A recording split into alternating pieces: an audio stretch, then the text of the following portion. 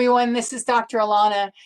Today's conversation is about note-taking, which has more to it than just simply listening to what somebody says and taking it down. So I hope this is interesting to you even more. I hope it helps you level up your understanding of what you're doing when you're taking notes and give you some new ideas about how you can use them to your advantage as a graduate student.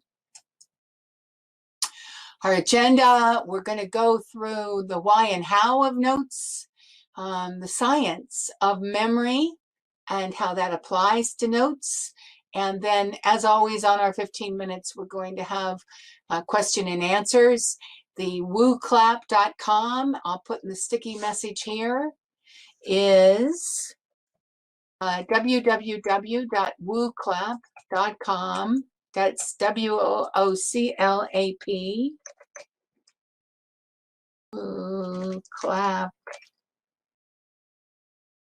wooclap.com/15 minutes.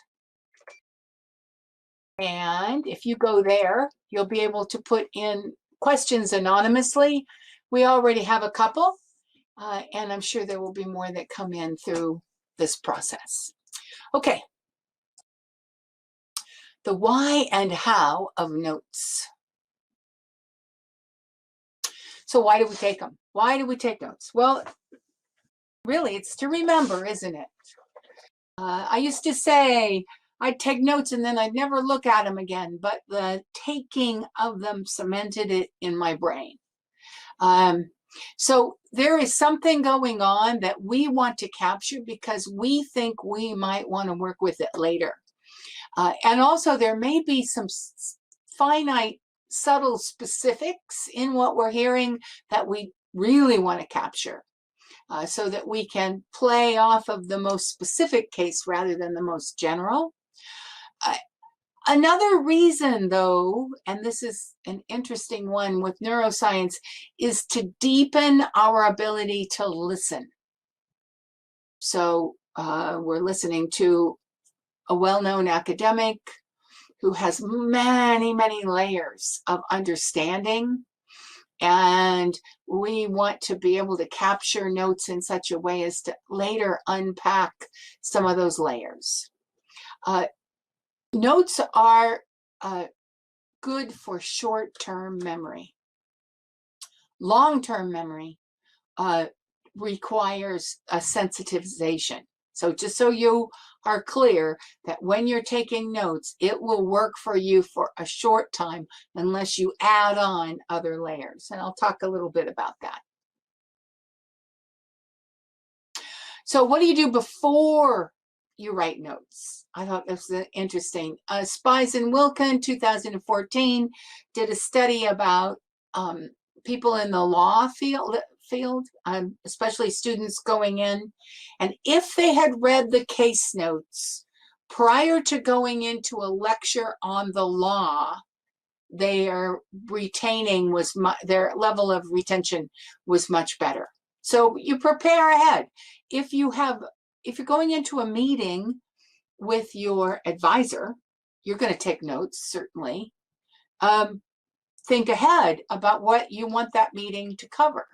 Think ahead about the other things that are in your mind so that those can focus your mind and your attention during the meeting. Your notes will be better. Also, drink water, not coffee, better for hydration. And hydration means our brains work better. Protein snacks rather than carbohydrates, which might make us a little sluggish, and a positive attitude. So there was one person on the web who was talking about how he regularly had trouble with math. And so he had a math, kind of a last chance at math at university. And he had to work himself into a positive mindset before he'd go to the lecture. So he'd take notes from an attitude of, I can do this, I can learn this. That's a a heavy duty example. But I think all of us have stuff where, oh, we're a little bored, or it's a little, oh, we're thinking more about the presentation that the person has rather than what they're saying. So a positive mindset, I'm here for a reason. This reason is going to carry my work forward. Therefore, I'm going to listen. During the time we take notes, I thought this was so smart. I had never thought of it, but it makes sense. Watch for repetition and redundancy. Likely, if a speaker has said it more than once, it is important. Makes sense. I had never thought of it. Write rather than type. So this is another bit of research from Mueller and Oppenheimer, 2014. They did a study with recall, and if you're typing, you have their study showed less conceptual recall.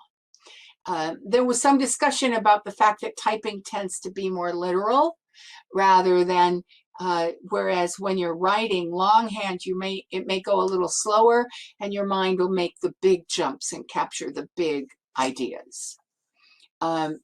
Most important, and we'll go through some structures in a minute, choose a structure that matches your comfort and your learning style. So I'm going to drill into learning styles and how they might influence our note-taking. And then listen and reflect more and write less. Easier said than done, because it is easier to just try to capture everything. But if we can move back from that, listen, and then say, oh yeah, that was a point, and capture just those points. Actually, science shows that that's the better way to go. These are different forms of notes. Structured outline. Used to be what I did, actually. You're ranking things as important as you go.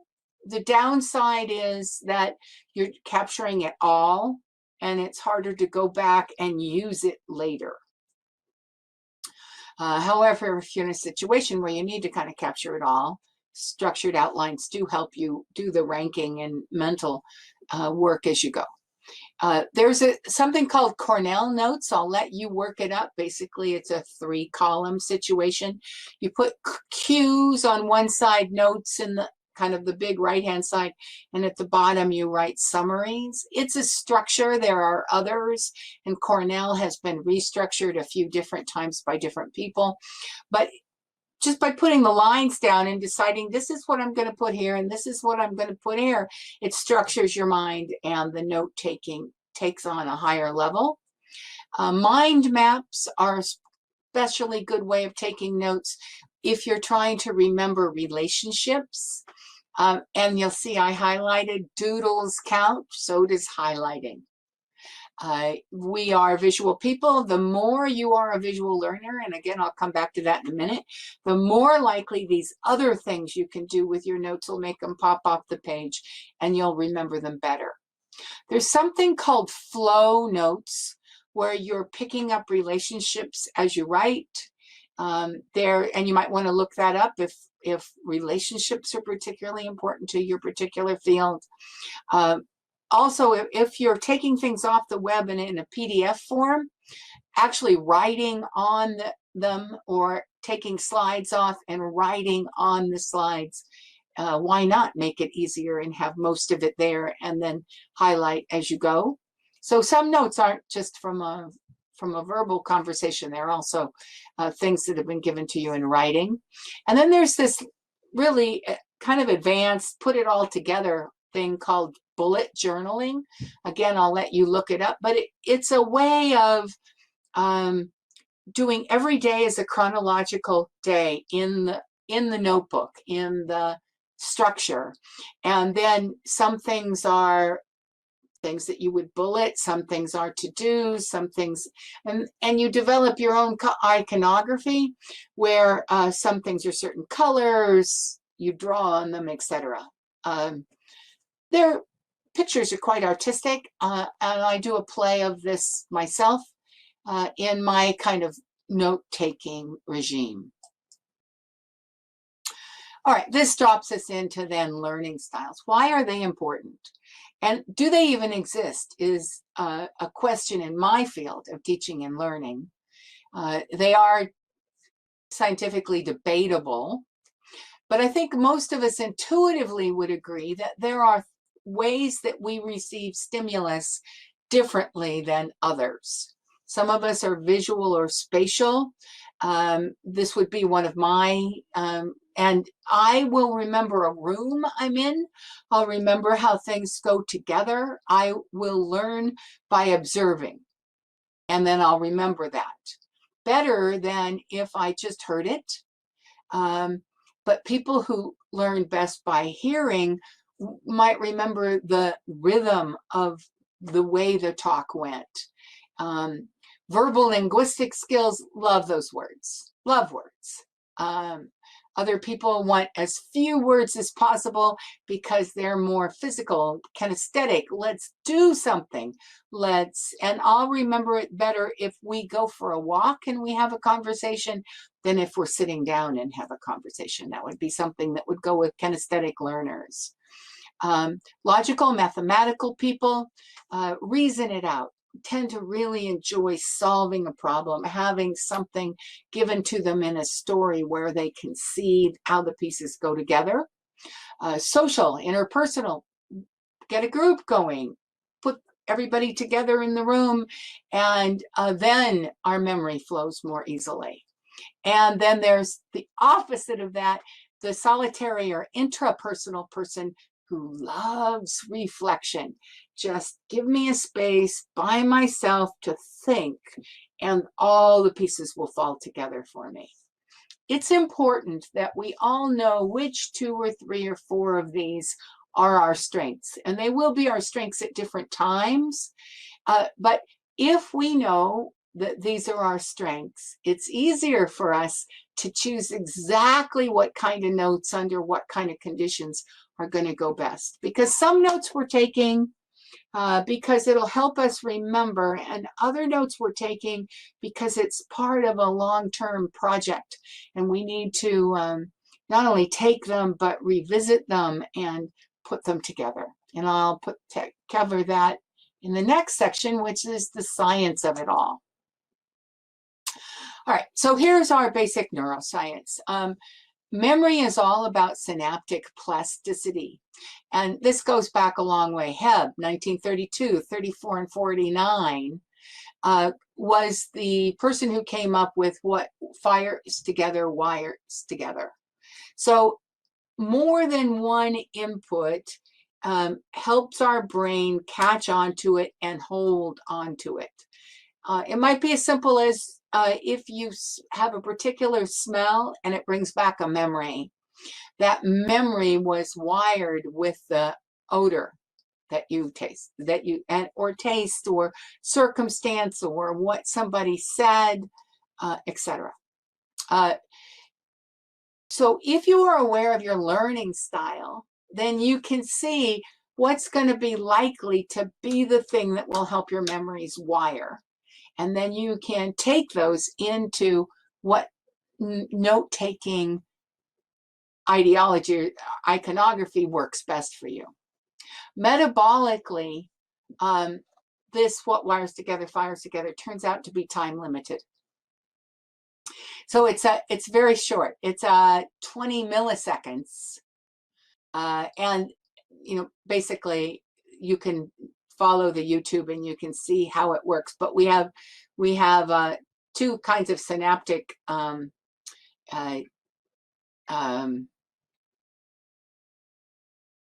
neurons, I guess, and so something has gone on, and whether or not and it splits out little pieces in the middle, and whether or not they can be received by the other side has to do with time and also with calcium. And I will let you watch the YouTube to understand it more specifically.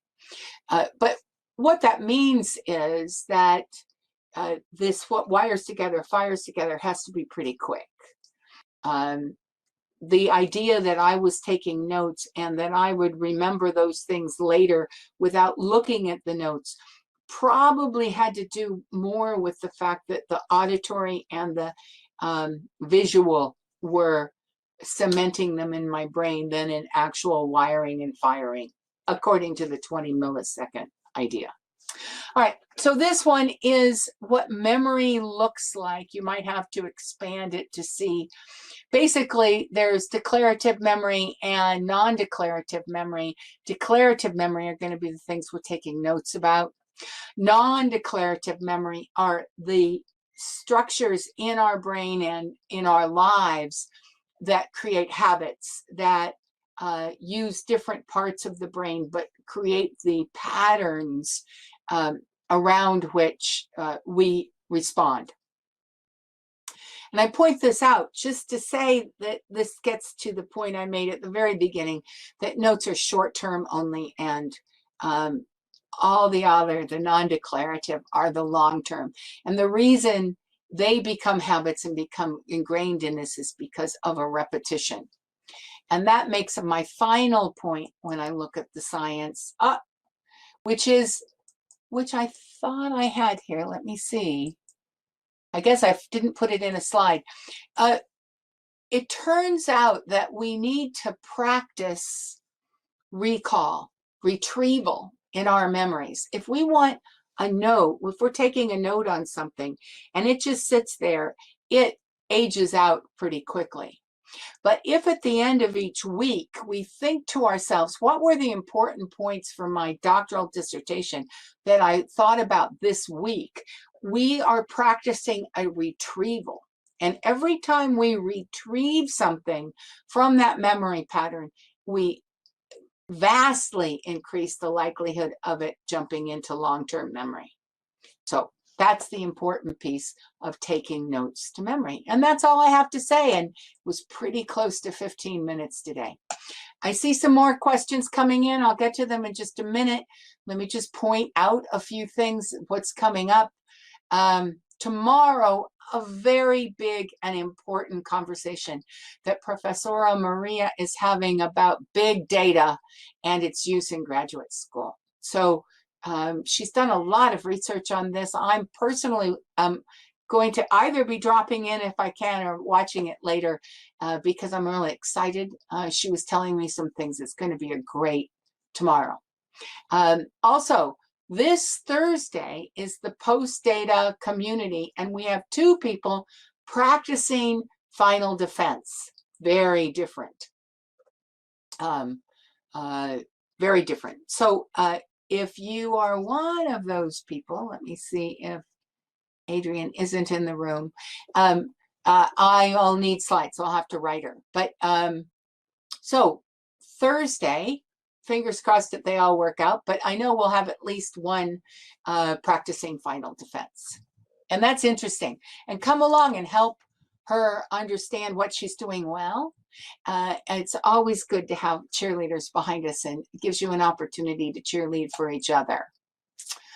There is a new site. If you go to PD Education, you'll notice it looks different. It looks cleaner. It looks smaller. We're very interested in hearing how it navigates for you. It is just in beta. We know that the search is taking too long, although we like the way the results are coming. And the box sets aren't up yet. They all should be up in the next couple of days. But it's an easier format for finding things. Most important, I think, to you is that you sign in, you find things you want to look at later, you click those little hearts, and they will be there for you in your PD zone so you can find them. Much better for going back later and sorting out the things that you wanted to find. Same old sign in. And if you find anything funky, please write Sonia at PD Education. And last but not least, boot camps are coming. Watch for more news about the 15th. But if you're looking for some accountability this summer, or you're stalled, or you're just starting major research, this is a good time to come to boot camp.